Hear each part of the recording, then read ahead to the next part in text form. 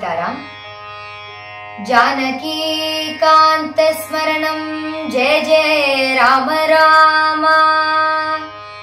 आंजनेय स्वामी की जय। सद्गुरुनाथ महाराज की जय। ततः सुग्रीव वचनात् हत्वा वालिनमाहवे सुग्रीवमेव तत्राज्ये राघव प्रत्यबादयत्।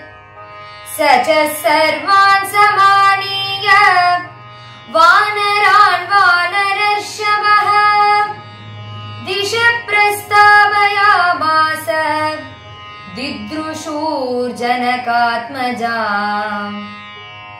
ततो गृध्रस्य वचनात् सम्पादेर्हनुमान् बली शतयोजनविस्तीर्णम् पुप्लुवे लवनार्णवम्।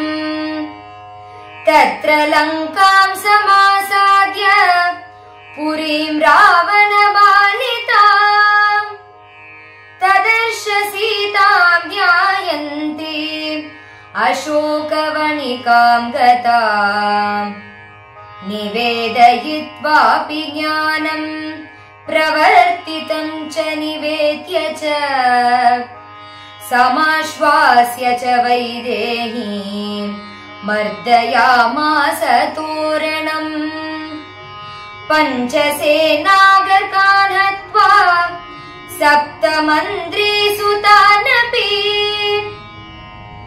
शूरमक्षं च निष्पीष्य ग्रहणं समुपागमत्।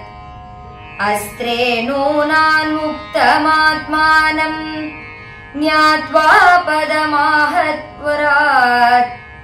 मर्शयन् राक्षसान् वीरो यन्त्रिणस्तान्यदृच्छया।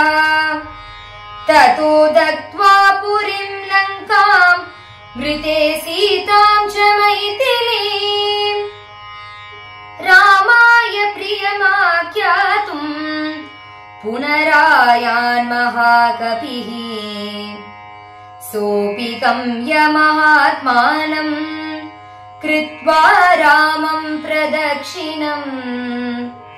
न्यवेदयत् मे आत्मा दृष्टा सीतेति तत्त्वतः। ततः सुग्रीव सहितो गत्वा धीरं महातटे समुद्रं क्षोभयामास शरैरादित्य सन्निभैः।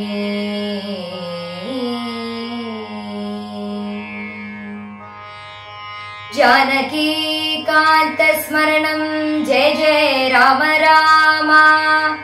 आंजनेय स्वामी की जय। सद्गुरुनाथ महाराज की जय। जय सीताराम। गोपिका जीवन स्मरणं गोविंदा गोविंदा। सद्गुरुनाथ महाराज की जय। रामनामं சொல்லி பழகு ராமநாமம் சொல்லி பழகு ஆனந்தத்தை அள்ளி பருகு ஆனந்தத்தை அள்ளி பருகு நாணமின்றி சொல்லி பழகு நாணமின்றி சொல்லி பழகு நாவே ஜவுன கழகு நாவே ஜவுன கழகு ஆக்கை விடும் முன்னே இதை பாடி பழகு ஆக்கை விடும் முன்னே இதை பாடி பழகு ராமநாமம் சொல்லி பழகு